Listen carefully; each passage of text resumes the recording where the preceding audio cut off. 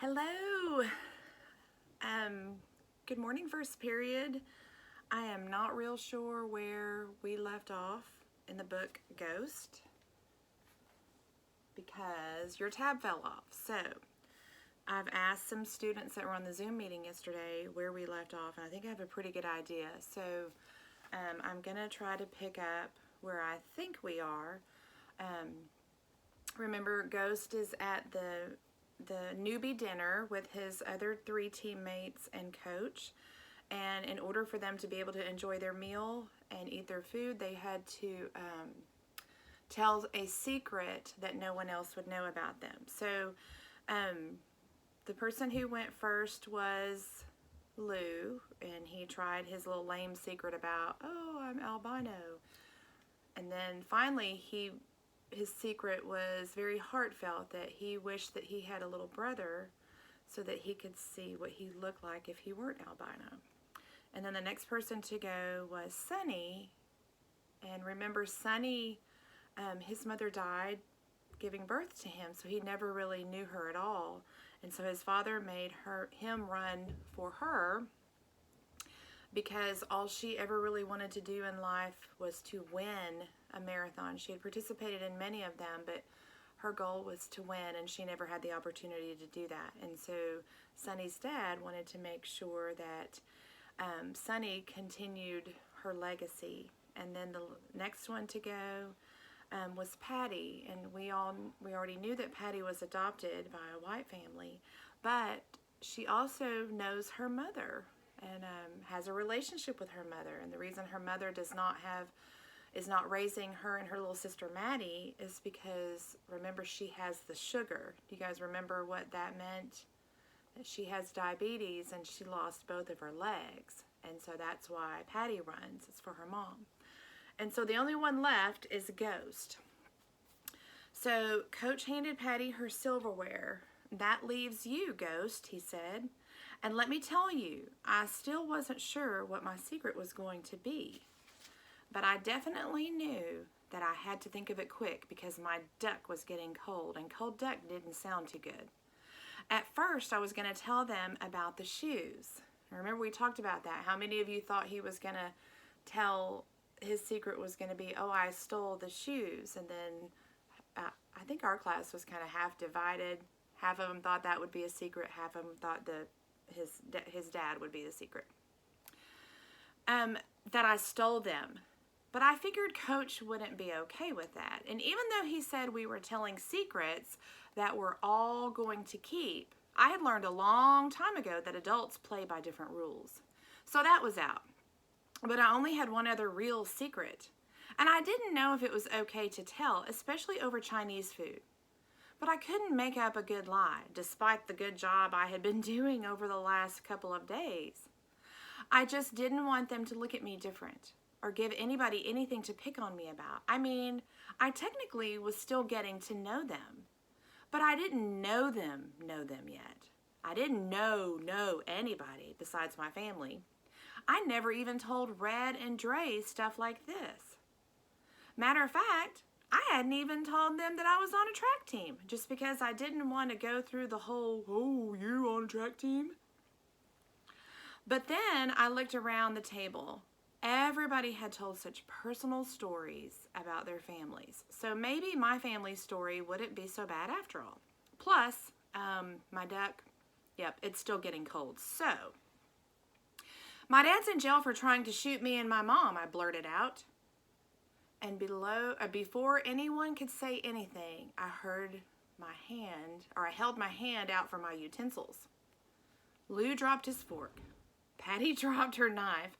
Sonny stopped drinking, and Coach's mouth hung open as he pressed everything into my hand. And it felt good, different. Like, even though they were all stunned by what I said, I felt like they could see me. Like we were all running the same race at the same speed. But I was also feeling pretty hungry.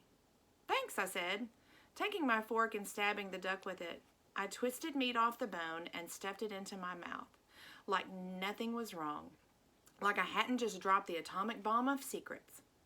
But I didn't really want to make a big deal of it. I just wanted to say it and eat. Now, before we go on, I want to talk about this line. I highlighted it in my book. Like we were all running the same race at the same speed. I want you to think about that. What does that really mean? Because we're going to come back to that, and I'm going to put that in a Google Classroom discussion question. So I really want you to think about that. What does that mean? He finally tells his teammate that you know, he's a little different from them in that, you know, his situation with his dad is a little different, but it's kind of all the same. Won't you agree? They all had something very, very personal. And for Ghost to share that with everybody, that was kind of a big deal. So let me read that line one more time. Like we were all running the same race at the same speed. All right, and we'll go on. So what about you, Coach?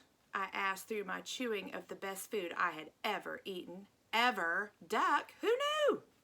Charlotte Lee could collect all the rubber ducks she wanted. I was going to set the record for eating the most real ones. I mean, it's basically like the world's greatest chicken or something.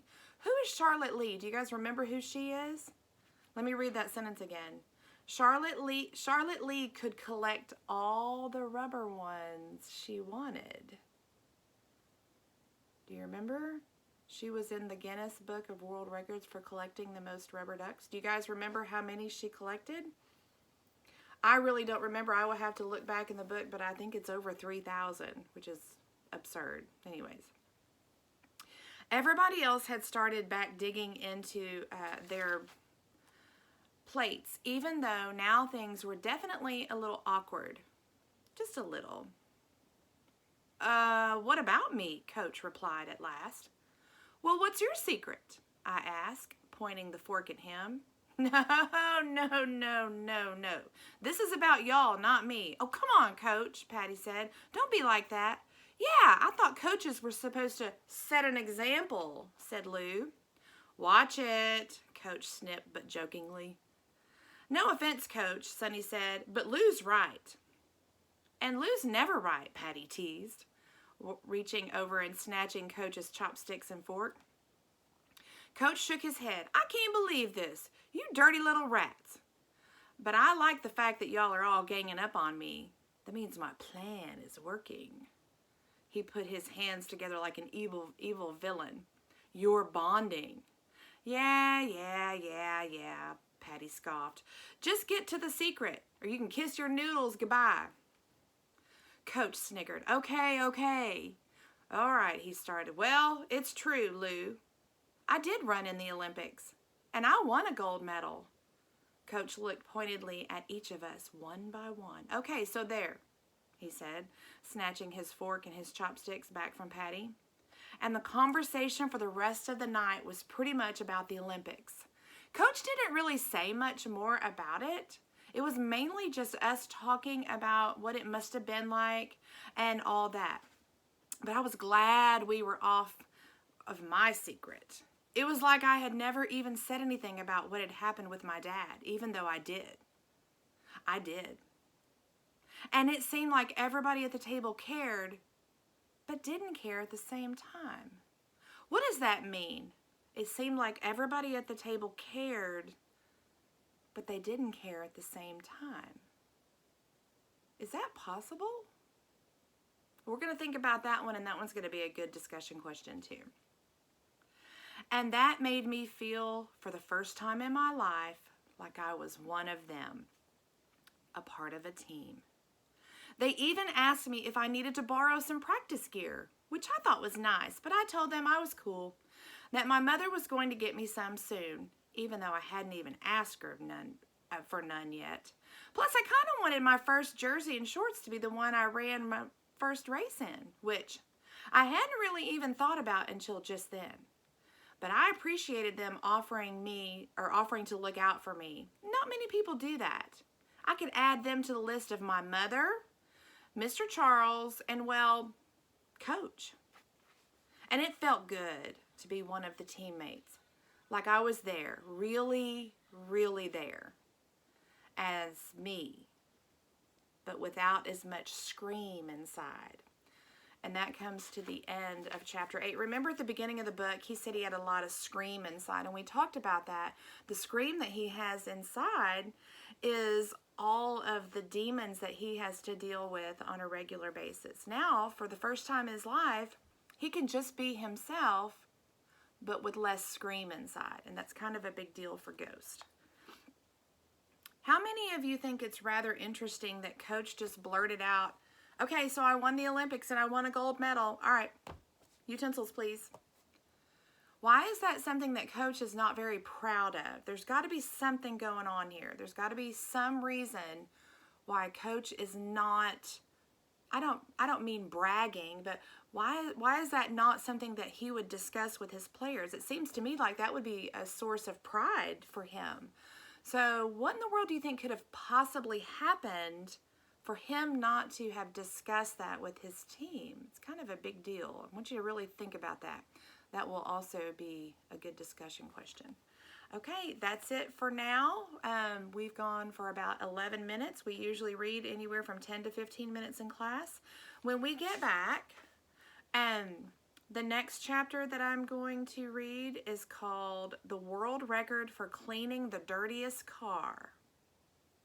Remember, in this chapter, whenever they were getting ready to go to the Chinese restaurant, Ghost made a mention, where's all the stuff that's usually in Coach's car? I bet he put it in that trunk. Lord, I never, ever want to see that trunk as long as I live. So, what do you think chapter 9 is going to be about? World record for cleaning the dirtiest car. All right. Check back with you later. Bye. I miss y'all.